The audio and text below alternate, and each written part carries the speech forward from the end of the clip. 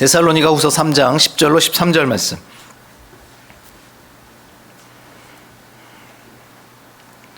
다 찾은 줄 믿고 우리 함께 한 목소리로 봉독하겠습니다. 시작. 우리가 너희와 함께 있을 때에도 너희에게 명하기를 누구든지 일하기 싫어하거든 먹지도 말게 하라 하였더니 우리가 들은즉 너희 가운데 게으르게 행하여 도무지 일하지 아니하고 일을 만들기만 하는 자들이 있다 하니 이런 자들에게 우리가 명하고 주 예수 그리스도 안에서 권하기를 조용히 일하여 자기 양식을 먹으라 하노라. 형제들아 너희는 선을 행하다가 낙심하지 말라. 아멘. 오늘은 데살로니가후서 3장 10절로 13절 말씀을 가지고 일하는 자가 양식을 먹는다라고 하는 제목으로 하나님의 말씀을 선포합니다. 우리나라가 세계 최애 빈국 중에 하나였습니다. 지금은 일본을 뛰어넘었죠. 지금 우리가 3만 7천 불 정도 되나? 예, 선진국 대열에 이미 GDP로 보면 이미 올라서 있습니다. 그렇게 운영이 찢어지도록 가난한 나라가 우리나라였습니다. 하루에 3끼 먹는 것도 힘들었기 때문에 영양 결핍도 많았고 평균 수명도 적었고 질병도 많이 노출됐기 때문에 아침에 일어나서 사람을 만나면 또 부모님을 만나면 형제들을 만나면 인사가 간밤에 안녕히 주무셨습니까? 안녕하십니까? 그러니까 지난밤에 안 죽으셨습니까? 해요. 안녕하셨습니까? 하도 뭐 우리가 배고프고 가난한 시절을 보냈기 때문에 그래요. 그런데 그런 나라가 지금은 세계적으로 경제 지금 10대 대국입니다. 그만큼 우리가 성장을 했죠. 또 뭐 군사적으로나 문화적으로나 뭐 세계 6대 안에 지금 들어와 있고 작은 나라이지만 전 세계 뭐 130, 40개국에서 이렇게 만만히 보지 못하는 나라가 됐습니다. 이렇게 성장을 했습니다. 그래서 세계 많은 사람들은 우리나라를 보고 기적이다 그렇습니다. 한강의 기적이다 이렇게 표현하기도 하는데 정말 기적이죠. 일제의 강점기를 지나고 36년 동안 그리고 독립을 했으면 또 바로 전쟁이 터졌습니다. 나라가 완전히 황폐할 대로 황폐해졌죠. 그런데 우리가 이렇게 나라를 재건했고 경제적으로도 우리가 부강해졌고 여러 부분에서도 참 나라가 부강해졌습니다. 이렇게 이 대한민국이 이렇게 회복이 되고 번영하게 된 이유가 뭔가 정치적인 걸 떠나서 우리 모두가 인정할 수밖에 없던 중요한 무브먼트가 있었습니다. 그게 뭐냐면 새마을운동입니다. 잘 살아보세, 잘 살아보세, 우리도 한번 잘 살아보세 하면서 새마을운동을 했습니다. 마을길도 넓히고, 그래서 고속도로도 놓고 뭐 여러 가지 개간도 하면서 전 국민이 팔을 걷어붙이고 나와서 열심히 일했습니다. 저는 새마을운동이 1970년대에 벌어졌는데 저는 74년생이라 저는 땅을 파본 적은 없습니다. 우리 형님은 파보셨나 모르겠는데. 근데 이제 그때 저희 아버님도 그렇고 새마을운동 모자가 있었던 거는 기억해요. 그리고 할아버지 댁에 가면 새마을운동 모자가 다 있었습니다. 너나 할 것 없이 어떤 뭐 정치적 색깔이 아니라 정말 너무 가난했기 때문에 우리 한번 잘 살아보자라고 하는 마음 가지고 온 국민이 정말 똘똘 뭉쳐서 열심히 일했습니다. 그 새마을 운동으로 인해서 기틀이 세워졌고 이제 경제 회복의 탄력을 받게 되는 거죠. 물론 1980년대 오면서 그것이 이제 뭐 정부의 이 권력에 조금 이렇게 좀 약간 빌붙는 것 같은 그런 것 때문에 좀 비판을 받기도 했지만 어쨌든 그 정신과 그 새마을 운동의 열심으로 인해서 나라가 분명히 바뀌어진 건 사실입니다. 그러니까 우리나라 역사 가운데 굉장히 중요한 사건이에요. 그런데 이 새마을 운동이 어떻게 시작됐는가? 새마을 운동의 모태가 뭔가? 그게 바로 1962년 김용기 장로님이 세운 가나안 농군 학교입니다. 너무 가난했어요. 일제를 지나고 유교를 지나면서 너무 가난했습니다. 하나님의 말씀이 들어와서 우리가 이제 생명의 존귀함이나 이게 머리가 큰 거거든요. 세계 열방을 바라볼 수 있는 너무 가난하긴 했지만 세계 민족 열방을 바라보고 우리가 하나님 안에 있을 때 말씀 가운데 있을 때 우리는 세계를 주도할 수 있고 세계에 영향력을 미치는, 가난하지만 이제는 우리가 누군가를 먹여 살릴 수 있는 그런 부강한 나라가 될 수 있다라고 하는 도전, 그런 비전들을 품었습니다. 그러나 실제 보면 너무 가난했거든요. 정말 가난했습니다. 먹을 게 없었습니다. 그때 그 김영기 장로님이 믿음을 가지고 하나님께 기도하며 품은 게 뭐냐면 잘 살아보세요. 그래서 가난 농군학교를 세우게 됩니다. 62년에. 그래서 그 농민들을 가르치고, 또 이 나라가 이대로 있으면 이건 소망이 없다. 그래서 열심히 일단 일을 해서 그때는 뭐 주 일하시는 분들이 이제 농부들이니까 가난을 우리가 벗어나야겠다. 그러려면 열심히 일해야 되고, 또 열심히 일하는 것에 그치면 안 되고 나라의 지도자를 좀 세워야겠다라고 하는 마음 가지고 가난 농군학교를 했거든요. 실패를 했죠. 땅은 황폐해졌죠. 소망이 없습니다. 실패와 패배 의식에 사로잡혀 있고, 또 여러 가지의 갈등 때문에 그렇게 그 나라 전체가 좀 어두웠던 시기예요. 그런데 믿음을 가지고 이 나라를 좀 바꿔보자라고 하는 마음 가지고 가나안 농군학교를 세웠습니다. 그래서 그 가나안 농군학교에 이 나라의 지도자들이 많이 가서 훈련을 받았습니다. 우리 목사님들도 많이 갔고, 그 가나안 농군학교에 가면 여기 이제 양평 하남에도 있고 강원도에도 있고 제1농군학교, 제2농군학교가 있는데, 그게 입소해서 이제 자기 자신을 이렇게 그 바꿔가는 겁니다. 거기에 딱 가면 일하기 싫으면 먹지 말라. 오늘 본문의 말씀이 딱 있어요. 큰 돌에. 일하기 싫으면 먹지도 말라. 근면과 봉사와 희생이 그 가나안 농군학교의 정신입니다. 그래서 이 정신을 가지고 사람들을 교육하고 또 사회 지도자를 양성한다라고 하는 겁니다. 황폐해진 땅을 바라보면서 이 민족이 이대로 있으면 안 된다라고 하는 그런 마음이죠. 그래서 조국이여 안심하라 라고 하는 캐치프레이즈를 걸고, 이렇게 우리가 훈련하고 우리의 정신을 바꾸고 우리의 삶의 태도를 바꾸고 게으름을 부지런으로 바꾸면 이 나라는 분명히 달라진다. 나라여 안심하라. 이게 여러분 사실은 물론 이제 장로님이니까 성경에서 이 마음을 가지고 왔죠. 이 시대에 여러분 우리가 영적으로 굉장히 황폐한 겁니다. 경제적으로는 우리나라가 지금 부강하고 물론 경제 위기도 지금 직면해 있긴 하지만 영적으로 황폐한 지금 시기예요. 여기 여러분 이 가나안 농군학교를 창립하신 이 그 김용기 장로님의 이 마음, 이 캐치프레이즈가 오늘 또 우리에게도 들려줘야 된다고 생각합니다. 조국이여 안심하라. 이건 여러분 우리가 좀 지경을 넓혀야죠. 세계여 안심하라. 얼마나 여러분 지금 분쟁이 많습니까? 이걸 어떻게 우리가 분쟁을 해결하고 기후의 문제나 뭐 이런 뭐 빈곤의 문제, 양극화의 문제, 이런 저출산의 문제들, 에너지의 문제들, 식량의 문제들, 식수의 문제들, 얼마나 많은 문제들이 직면해 있습니까? 지금 간단합니다. 곧 다 터질 지금 위기에 있는데 이런 상황에 우리는 무엇을 해야 되는가? 우리나라뿐만 아니라 이 시대에 이 땅을 살아가고 있는 그리스도인들은 우리가 이런 캐치프레이즈를 가져야 돼요. 세계여 안심하라. 그러려면 우리가 여러분 정말 부지런해야 됩니다. 정말 우리가 일해야 됩니다. 이 김용기 장로님의 이 마음처럼 황폐한 땅을 바라보면서 이대로는 안 된다. 우리가 정말 다시 한번 열심을 내고 일을 해야겠다라고 하는 그 마음들을 가져야 한다는 것이죠.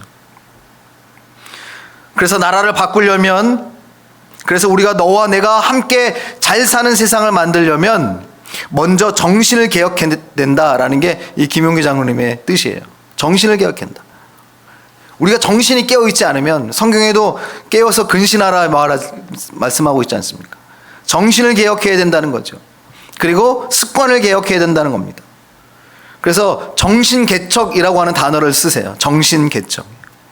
우리가 정신을 개척함으로 인해서 우리의 인생을 개척하고 그래서 나라를 바꾼다라고 하는 개념입니다.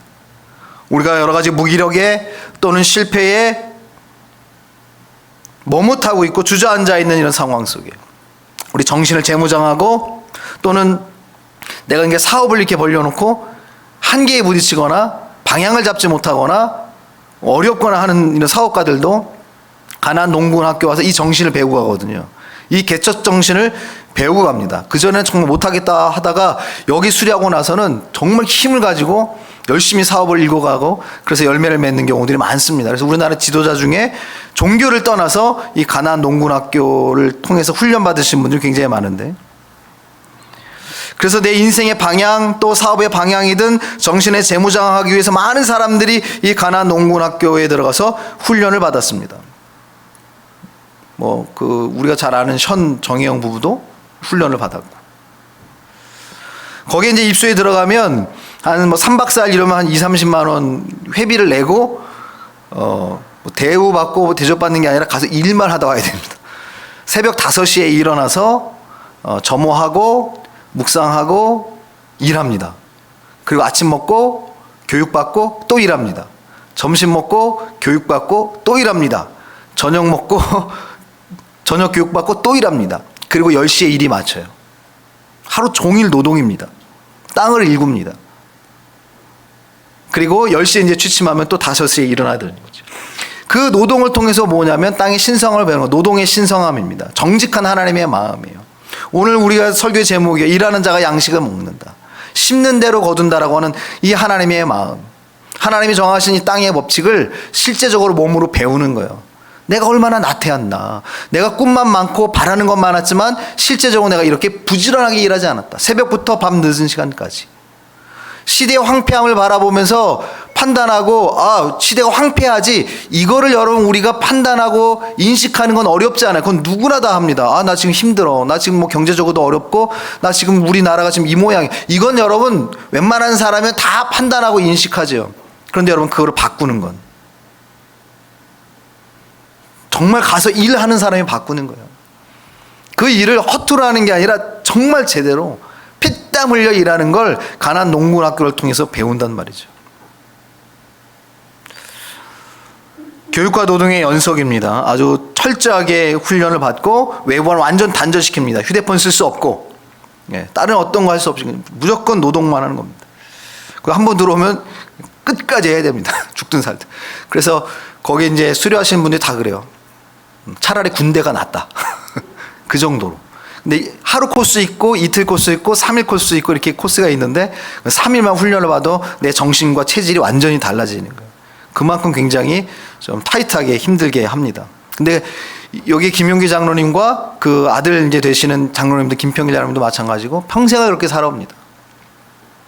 그 김용기 장로님은 그 막사이상을 받습니다. 아시아의 그 평화상, 노벨 평화상 같은 그 상을 받는데, 상을 받으러 갈 때도 그래도 세계적인 상이니까 그 상을 이렇게 받으러 가는 거예요. 많은 사람들이 정신을 깨우고 또 잘 살아보는 운동을 통해서 나라를 바꾸고, 그래서 이제 상을 주러 가는데, 상을 받으러 가는데 고무신에 그냥 한복 두루마기에 그냥 작업복처럼 옛날 머슴처럼 얼굴 새카말 거 아니에요. 매일 밭에서 일했으니까. 그러고 상을 받으러 가는 거예요. 그러니까 아드님이, 아빠 아무리 그래도 그렇지, 이거 세계적인 상인데 이거 나라 얼굴에 먹칠하는 것도 아니고 오늘은 좀 양복 입고 좀 그렇고 좀 구두 신고 가시면 좋겠습니다 했더니 버럭 화를 내시면서, 내가 농부인데 내가 양복을 입고 거길 왜 가냐. 그리고 그 고집에 그냥 가셨다는 거예요. 그러면서 단에 서서 그 많은 사람들에게 외친다는 거죠. 나는 평생 농부로 살았습니다. 나도 잘 살기를 원합니다. 그리고 여기에 있는 모든 노동자들, 농부들이 잘 살면 좋겠습니다. 그날이 오면 나도 양복 입고 구두 신겠습니다. 그랬더니 거기 참석한 다 기립박수. 그러니까 한평생 그렇게 농부로 일하시면서 정직하게 하나님의 말씀대로 살아가셨던 분이에요. 이렇게 철저하게 본인 자체도 새벽부터 밤 늦게까지 일하셨습니다.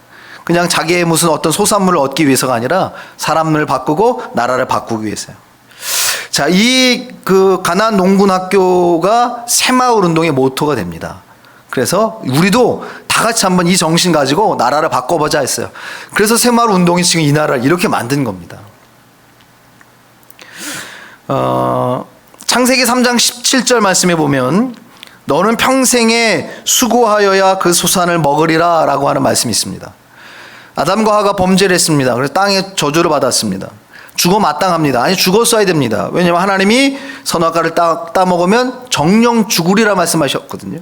그래서 사람이 죽지 않았습니다. 하나님이 말씀을 어겼나? 아니요. 긍휼히 여기셨기 때문에. 그래서 하나님이 사람으로 하여금 너희들이 죽을 수밖에 없는 존재라는 걸 가르쳐 주시기 위해서 너희들이 평생 수고하여야만 솟아나 먹게 될 것이다 라고 하나님이 말씀하시는 거예요. 그래서 여러분, 우리가 수고를 해야 돼요. 사람은 죄를 짓기 이전에도 수고를 해야만 했습니다. 무슨 수고예요? 하나님이 세상 모든 걸 만물을 만드시고 아담과 하에게 뭘 말씀하셨어요? 이걸 맡기셨어요. 관리해라. 그게 수고입니다. 일이에요. 근데 그때 일은 어렵지가 않았죠. 피곤하지 않았죠. 즐거웠습니다. 재미없습니다. 자발적으로 했습니다. 너무 신기했고 너무 좋았습니다. 근데 죄를 짓고 나서는 똑같이 수고합니다. 근데 그 수고가 바뀌었죠? 죄의 대가가 됐습니다. 그리고 하나님의 은혜를 기억하는 방식이 됐습니다. 아, 우린 정말 죽어 마땅한데 우리가 일을 해서 하나님이 주시는 소산을 먹을 수 있구나. 생명을 유지할 수 있구나. 그래서 여러분, 사람은 수고를 해야만 하는 거예요. 인생은 여러분 수고스럽죠? 수고스럽습니다. 그게 여러분 당연한 거예요. 우리가 죄를 짓고 나서 수고가 힘들지만 그래도 여러분, 수고는 우리에게 은혜인 줄 믿습니다. 그러면 너는 평생에 수고하여야 그 소산을 먹으리라 말씀하셨는데, 그럼 그 수고라는 건 뭘까? 수고. 그냥 단지 육체적인 노동만을 얘기하는 걸까요? 아니요. 수고라고 하는 거는 어떤 의미를 가지고 있냐면 깨어있는 정신입니다. 너희 정신이 늘 깨어있어야 되는 거예요. 여러분 그 단전호흡이나 이런 거 해보신 분 계세요? 명상 이런 거 하시는 분들 보면 지난번에 보니까 그 14부일체인가 보니까 그 명상 뭐 이런 거 나오던데, 뭐 이렇게 아무 생각 없으면 이 떠오르는 생각을 이렇게 뭐 버리고 뭐 이러더라고요. 저도 예전에 이제 합기도 할 때 단전호흡 같은 거 하면 딱 앉아가지고 탁 해갖고 단전에 기를 모은다고 하죠. 그러면서 무상무념으로 가는 거예요. 아무 생각이 없는 그런 상태로 가가지고 자기를 단련하는, 생각 정리하는 거거든요. 근데 그게 여러분 쉽나요? 그것도 여러분 수고입니다. 생각을 정리하는 것. 그래서 수고하여야 소산을 먹는다라는 거 하는 거는 너희들의 정신을 깨우치라는 겁니다. 정신 똑바로 차려라는 거죠. 이것도 여러분 수고예요. 너희가 정신이 수고해야만 소산을 먹는다라는 겁니다. 하나님이 주시는 소산을 먹을 수 있는 거예요. 또 게으름과 나태를 멀리하는 부지런함을 의미합니다. 사람은 누구나 다 쉬고 싶죠. 놀고 싶죠. 눕고 싶습니다. 그런데 그거로부터 멀리 하려고 하는 그런 부지런함이 있어야 돼요. 이건 여러분 저항력입니다. 저항력. 나태함으로부터의 저항력을 가지고 있는 것이 수고하여. 또 하나는 뭐냐면 불로소득을 경계하라는 거예요. 일하지 않고 소득을 얻는 것. 아, 나는 일하기 싫어. 난 굶어도 좋으니까 난 그냥 일 안 하고 그냥 잠만 잘래. 그런 것도 있지만 난 일하기 싫은데 소유는 얻고 싶어. 이건 불로소득입니다. 지금 우리나라 경제도 마찬가지, 근로소득보다 불로소득이 훨씬 많습니다. 그리고 여러분, 대부분 우리가 불로소득을 추구하잖아요. 주식의 수익, 땅의 부동산의 수익, 이거 다 여러분 불로소득이거든요. 그럼 여러분 불로소득 자체가 다 나쁘냐? 아니요, 그렇지는 않습니다. 근데 문제는 뭐냐면 내가 일하지 않고 심지 않고 불로소득만 바라는 거예요. 이건 여러분, 나라 경제가 근로소득보다 불로소득이 많아지면 그 나라는 분명히 타락합니다. 무너집니다. 근데 우리나라가 이게 역전이 됐어요. 근로소득보다 불로소득이 훨씬 많아졌습니다. 그러면 여러분, 한 번 불황 오면 다 무너집니다. 일본이 지금 여기서 못 나오잖아요. 20년인가? 못 나오지 않습니까? 일본이 지금 우리나라가 다 일본을 추월했어요. 일본이 지금 여러분, 불황이 굉장히 장기화됐습니다. 그래서 일본이 조금 잘 산다고 할 때 일본이 뭐 했어요? 하와이에 가서 막 땅 사고 집 사고 막 세계를 돌아다니며 건물 사고 막 이랬잖아요. 여러분, 수고해야 소산을 먹는다라는 게 깨어있는 정신을 얘기하는 것이고, 나태함을 멀리하는 부지런함을 얘기하는 것이고, 또 불로소득을 경계하는 것을 의미합니다. 왜 그러냐면 여러분, 게으른 자의 특징이 뭘까요? 게으름의 특징이 뭐예요? 게으름의 특징은 대표적으로 두 가지입니다. 하나는 뭐냐면 게으르면 양식을 먹지 못해요. 일하지 않으면 양식을 먹을 수 없습니다. 우리가 뭐 농사를 짓든 회사에서 일을 하든 일하지 않으면 양식을 먹지 못하죠. 그게 여러분 게으른 자의 특징이고 게으름의 특징이에요. 또 하나는 뭐냐면 오늘 본문에 나오거든요. 초대교회도 이런 일들이 있었단 말이에요. 게으른 자, 불로소득을 요구하는 자가 있었어요. 그 게으름과 게으른 자의 특징이 뭐냐면 문제를 만든다는 거예요. 문제. 그건 내 삶에도 문제를 만들고 공동체나 다른 사람에게도 문제를 만듭니다. 왜냐하면 놀면서 더 먹으려고 하니까. 일하지 않으면서 여러분 먹으려고 하면 어떤 현상이 발생이 될까요? 불법을 저지를 수밖에 없습니다. 일하지 않는데 소득을 얻으려면 훔쳐오든지 사기를 치든지 뭐 어떤 다른 방법을 해야 되거든요. 그래서 여러분 게으름은 문제를 만드는 거예요. 근데 이게 또 그렇게만 하냐? 죄는 오염이 되잖아요. 옆에 사람을 꿰단 말이에요. 또 이렇게. 그것뿐만 아니라 교회 공동체도 마찬가지입니다. 일하기를 싫어하면 문제를 만드는 거예요. 군대에서도 이제 군대는 이제 완전 공동체니까 우리 다 같이 뭐 진지공사하러 갑시다 딱 이랬는데 거기 한 사람이 어디가 짱 박혀 있어요. 그러면 걔는 거의 뭐 그냥 매장 되는 겁니다. 매장. 다 같이 일하는데 너 혼자 거기 짱 박혀 있어. 여러분 공동체도 마찬가지입니다. 모두가 함께 일하는데 나는 놀자고 하면 분열과 갈등을 일으키죠. 다툼을 만듭니다. 그런데다가 야 저게 노는 게 편해 보이는데 사람은 이렇게 병들게 만든다라고 하는 겁니다. 게으름이 이런 문제들을 발생시키는 거예요. 그래서 여러분 사도 바울이 데살로니가 교회에 이렇게 경고하는 겁니다. 너희 안에 하나님의 은혜를 받고 하나님의 사람이라고 하는 자들 중에 게을러서 일을 만들어내는 자들이 있다는 거예요. 하나님의 사람이면 우리가 지금 오늘 수요일날 창세기 말씀을 배우고 있는데 하나님께서 이미 창세 때에 우리에게 정해주신 삶의 방식이에요. 수고해야 소산을 먹는다. 일을 해야 너가 양식을 먹는다라고 하나님의 방식이죠. 그런데 내가 거듭났다라고 하고 하나님의 방식대로 하나님 뜻대로 산다고 하면서 이 도무지 일하지 않고 일을 만드는 자들이 있다라는 거예요. 어디에? 밖은 말할 것도 없고 교회 안에 있다 말씀하고 있는 겁니다. 여러분 우리가 공동체 안에서나 나의 인생 속에서도 마찬가지입니다. 도무지 일하기를 싫어하는 자, 내 삶에 문제 만들어냅니다. 삶의 문제들이 일어나요. 양식이 없든 다툼이 일어나든. 우리 성경을 한번 찾아보십시다. 호세아서 말씀, 구약 성경 호세아 10장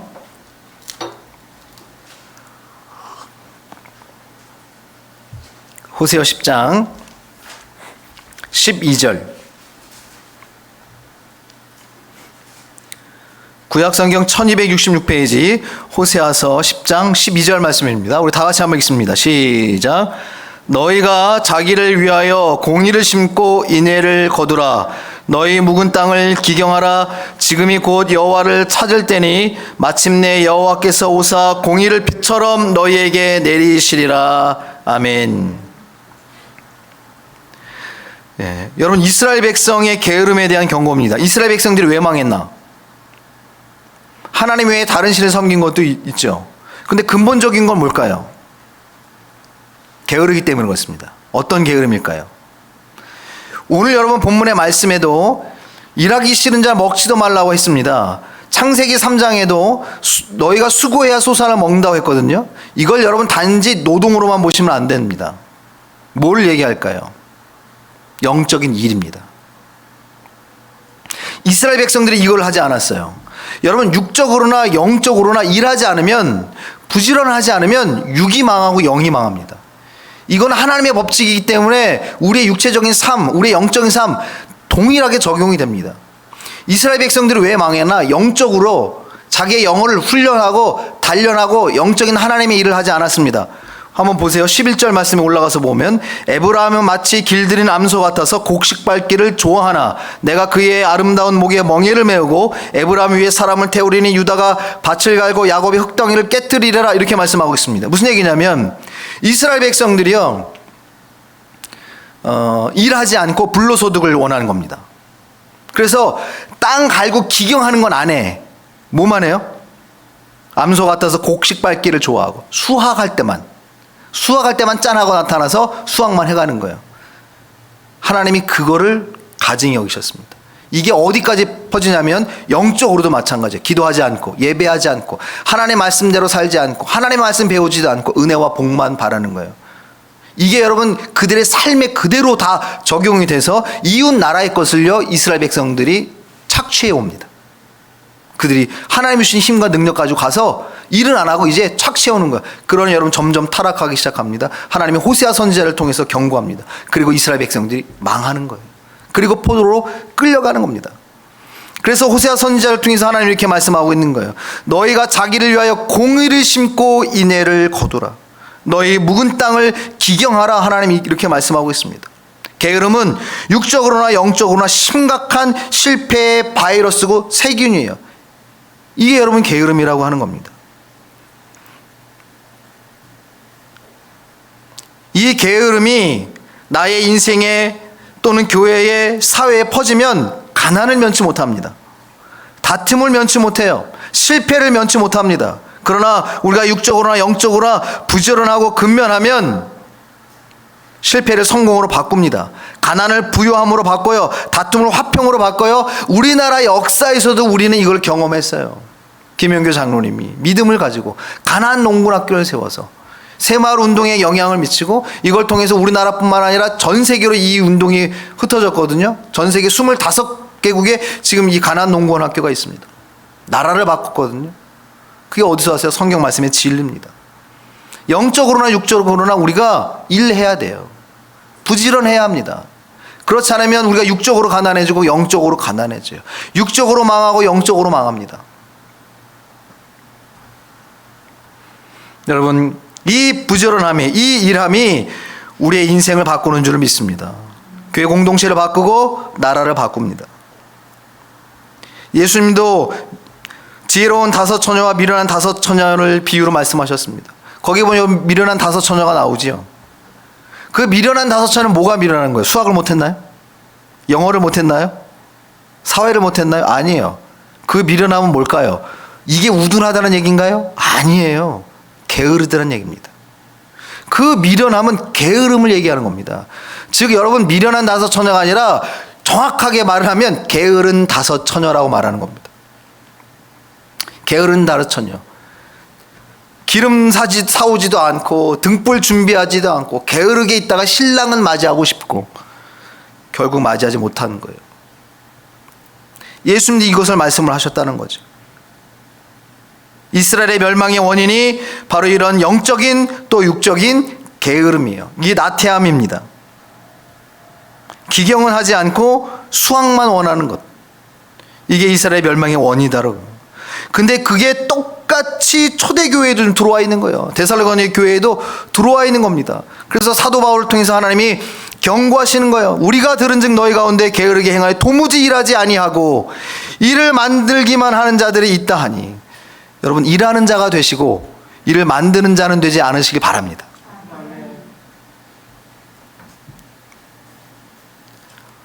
예, 우리가 오늘 본문의 말씀에 있는 12절 말씀, 이런 자들에게 우리가 명하고 주 예수 그리스도 안에서 권하기를 조용히 일하여 자기 양식을 먹으라 하노라. 우리가 여러분, 하나님 우리에게 맡겨준 일들을 부지런히 열심히 하면 뭐 한다라는 거예요? 양식을 먹는다 그랬어요. 창세기에서 이미 약속하셨어요. 평생 수고하면 소산을 먹으리라 해서. 이 소산은 뭐냐면 땅을 기경하면 땅이 주는 열매를 먹어요. 그러나 우리가 여러분 어떤 일을 하든 그 수고에서 수익이 많고 적음을 가지고 불평하고 원망하고 낙심하지 마시고, 내가 일을 할 수 있음에 감사하고 내가 여러분 일을 할 수 있음에 하나님 앞에 기뻐하시기 바랍니다. 그러면 땅은 정직하기 때문에 내가 요거 심으면 요만큼 나죠. 땅의 열매를 먹습니다. 그것도 물론 소산이에요. 그러나 하나님이 뭘 말씀하시냐? 단지 여러분 땅의 소산만을 말씀하실까요? 아닙니다. 우리가 수익을, 이 소유를 떠나서 수익의 마진에 이걸 떠나서 내가 정말 일하는 걸 하나님의 은혜로 내가 열심히 일해야지, 부지런해야지 라고 하는 마음을 가지고 내게 맡겨진 일들을 열심히 하면 땅의 열매를 맺을 뿐만 아니라 하늘의 열매를 맺습니다. 하늘이 내려주는 열매를 먹어요. 이게 여러분 성경에 나오는 소산이라고요. 소산. 하나님이 맺게 만드는 겁니다. 우리가 여러분 노력해서 일해서 얻을 수 있는 게 몇 개나 되겠습니까? 하나님이 하늘의 열매들을 내려주시는 거예요. 그거를 여러분 오늘 본문은 그렇게 얘기하고 있는 겁니다. 자기 양식을 먹으리라. 여러분, 하나님이 하늘에서 내려주시는 하늘 양식을 받아 먹으신 여러분 되시기 주의 이름으로 축원합니다. 그러려면 내게 맡겨진 일을 해야 됩니다. 자, 우리가 자기 양식, 하나님 우리에게 주시는 소산, 하늘의 이 양식, 하늘의 소산을 우리가 먹으려면 어떻게 해야 되는가? 오늘 본문엔 두 가지를 얘기하고 있습니다. 첫째는 영적인 일을 하라 그랬어요. 그리스도 안에서 권하기를 조용히 일하여 자기 양식을 먹으라. 일하라는 거예요. 여기서 일은 단지 노동뿐만 아니라 영적인 일을 의미하는 겁니다. 영적인 일을 하라는 거예요. 여러분, 영적인 일이 뭐예요? 영적인 일. 뭐가 영적인 일이에요? 이것도 여러분 우리가 여러 가지로 정의할 수 있지만 성경에 그대로 답이 나와요. 요한복음 6장 29절의 말씀에 보면 나를 보내신 이를 믿는 것이 하나님의 일이다 그랬어요. 여러분, 우리가 믿음 생활 열심히 하는 게 하나님의 일이라고. 이게 영적인 일이에요. 우리가 열심히 믿는 게 뭡니까? 우리가 예배하는 거, 경건 훈련하는 거, 말씀과 기도를 통해 경건 훈련하는 것, 우리가 서로 봉사하고 섬기고 나누는 것, 우리가 전도하고 선교하는 것, 우리가 서로 교제하는 것, 이게 하나님의 일이라고. 이게 영적인 일이에요. 그런데 여러분, 우리가 이런 영적인 일을 열심히 하지 않으면, 부지런히 하지 않으면, 놀기 좋아해서 도무지 일하지 아니하고 일만 만드는 자가 되면 여러분, 하늘의 양식을 먹을 길이 없습니다. 자기의 양식을 먹을 수 없다라는 거예요. 여러분, 영적인 일을 하시는 저 여러분 되시기를 바랍니다. 호세아서도 얘기하고 있잖아요. 공의를 심고 인내를 거두라. 너희의 묵은 땅을 기경하라, 이렇게 말씀하고 있어요.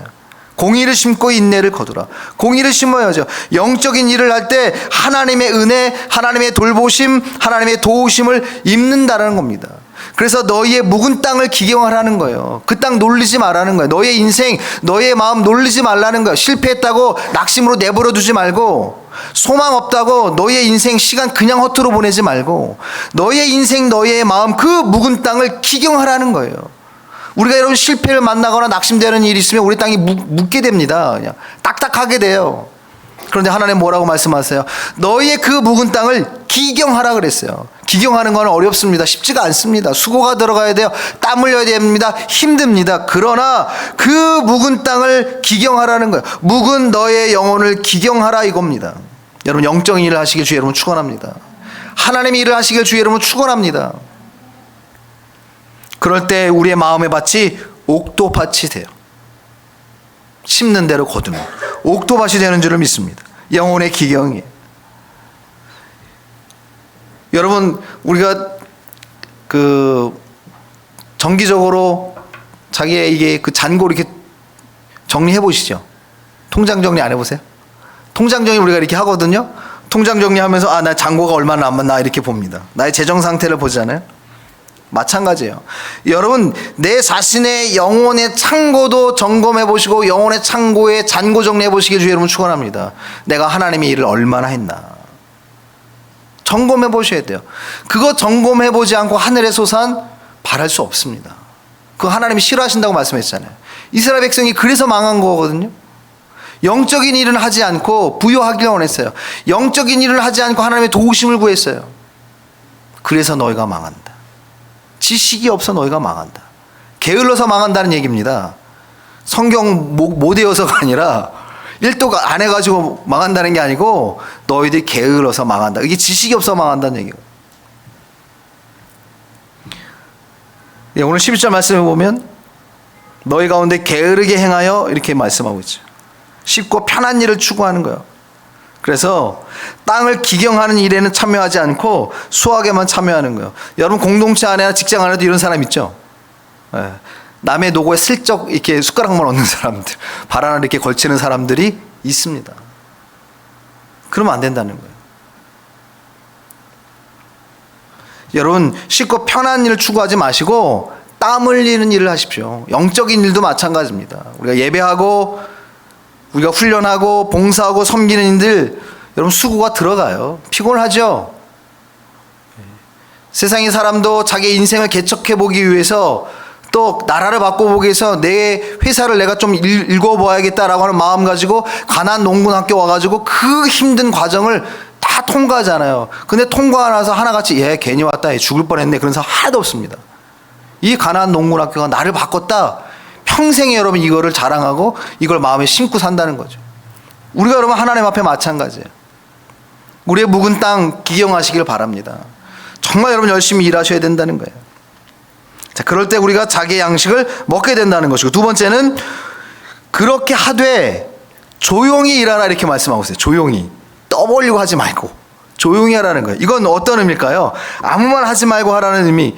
여러분, 꾸준히 하라는 의미입니다. 진지하게 하라는 거예요. 계속적으로 하라는 거예요. 뭐 하면서 투덜대지 말라는 겁니다. 내가 뭐 예배를 1부부터 7부까지 다 드렸네, 떠벌리지 말고. 내가 성경을 2독했네 3독했네 너는 안 읽었네, 이거 자랑하지 말고. 나는 뭐 40일 금식했네, 이런 거 자랑하지 말고. 하나님의 일을 조용히 하라는 거예요. 묵묵히 하라는 겁니다. 지속적으로 하라는 거예요. 그래서 13절에 보니까 형제들아 너희는 선을 행하다 뭐 하지 말라? 낙심하지 말라. 선을 행한다고 하는 게 그거예요. 하나님 일을 하는 겁니다. 영적인 일들을 하는 거예요. 그게 여러분 수고기 때문에 힘들어요. 그리고 내가 생각하는 것처럼 당장 열매가 안 맺을 수도 있어요. 그런데 그거 하다가 낙심하지 말라. 베드로서에 보니까 선을 행하다 낙심하지 말라. 때가 이르니 거두리라 말씀하셨거든요. 조용히 하라는 겁니다. 여러분, 조용히 안 하고 열심히 하는 사람, 교회의 문제를 일으킨 사람이 두 부류가 있습니다. 하나는 뭐냐면 자기 열심으로만 하는 사람이에요. 하나님이 주시는 힘으로 공급함으로 하지 않고 자기 열심으로 하는 사람, 이 사람은 교만해요. 자기 드러내고요. 이런 사람이 교회 문제 일으키거든요. 여러분, 목사도 마찬가지입니다. 목사도 하나님을 의지하고 성령을 의지하지 않고 자기 열심으로 하면 목사가 교회 문제 일으켜요. 평신도는 누구든 뭐 말할 거 없습니다. 또 하나는 뭐냐면 지금 우리가 말씀을 나누는 것처럼 도무지 일하기 싫어하는 사람이 교회에 문제를 만든다고요. 왜? 여러분, 조용히 안 하는 거거든요. 이게 여러분 안 하는 사람이 꼭 뭐 판단만 하고 뭔 어쨌니 뭔 어쩐 이래요. 조용히 일하라 그랬어요. 조용히. 하나님 앞에 묵묵하게 조용히 일하라는 거예요. 여러분, 마리아 옥합을 깨뜨렸던 그 마리아가 예수 앞에 나올 때, 예수님의 옷자락을 만들었던 혈루병을 앓았던 여인이 예수 앞에 나올 때 요란하게 나왔나요? 조용히 나와. 조용히 나와. 그게 하나님의 일이에요. 하나님 앞에 나오는 겁니다. 여러분, 일은 힘들죠. 당연히 힘들어요. 하지만 여러분, 힘들다고 포기하면 거기서 끝이에요. 잠깐 우리가 휴식은 취할 수 있어요. 성경도 안식일이 있으니까. 잠깐 여러분 우리가 휴식은 취할 수 있지만 다시 일어나야 될 줄 믿습니다. 다시 여러분 밭으로 나가야 될 줄 믿습니다. 예수님이 마지막에 말씀하셨어요. 모든 민족으로 가라 그랬어요. 밭으로 가라 말씀하신 거예요. 여러분, 그 일을 하다 보면 한계에 부딪힐 때가 오죠. 그게 선을 하다가 낙심이 온다라는 거예요. 한계를 부딪혀요. 우리는 연약하기 때문에 반드시 여러분 일하다 보면 한계를 만납니다. 만날 수밖에 없습니다. 그러나 그때에도 뭐 하라는 거예요? 계속 기도하고 계속 도전하라는 거예요. 그러면 어떻게 돼요? 오히려 한계가 나를 성공으로 이끌어주는 사다리가 된다라는 거예요. 사다리는 한계의 도전으로 만들어져요. 그래서 너희가 열심히 하나님의 일을 해라. 거기 한계 만나는데 포기하지 말고 더 기도하고 더 도전하라는 거예요. 그게 뭐냐? 조용히 일하라예요. 우리가 이상한 나라 수학자에서 우리 지난번에 김익수 목사님이 설교하면서도 얘기했지만 수학을 잘하는 사람은 어떤 사람이라고요? 천재가 잘하나요? 노력하는 사람이 잘하나요? 용기 있는 사람이 잘한다 그랬어요. 실패해도 오늘 또 해보지 하는 사람. 여러분, 우리가 여러 가지 어려움을 당할 수 있습니다. 그러나 오늘 말씀을 꼭 기억하십시오. 낙심하지 말고 여러분 하나님의 일을 하시길 바랍니다. 그럴 때 반드시 하나님 우리에게 너의 양식을 먹게 될 것이다. 하늘의 소산을 먹게 될 것이다. 하나님 말씀하고 있습니다. 말씀을 마칩니다. 여러분, 나라가 황폐해져 가고 있습니다. 영적으로. 전 세계가 황폐해져 가고 있습니다. 이때 그리스도인들이 정말 깨어서 정신을 차려야 됩니다. 우리의 정신 개척, 다시 재무장해야 됩니다. 열심히 하나님의 일을 해요. 복음을 전해야 되고, 우리가 열심히 하나님을 예배하고, 세계 열방을 위해서 여러분 중보하고, 우리가 하나님의 말씀을 배우고 그 안에 온전히 서갈 때 여러분 나라를 살리고 세상을 살리는 그리스도인이 될 줄을 믿습니다. 그런 교회가 될 줄을 믿습니다. 우리 모두 자신의 주어진 일들을 감당해서 하나님 주시는 은혜의 축복의 양식을 먹는 저 여러분 되시기 주의 이름으로 축원합니다.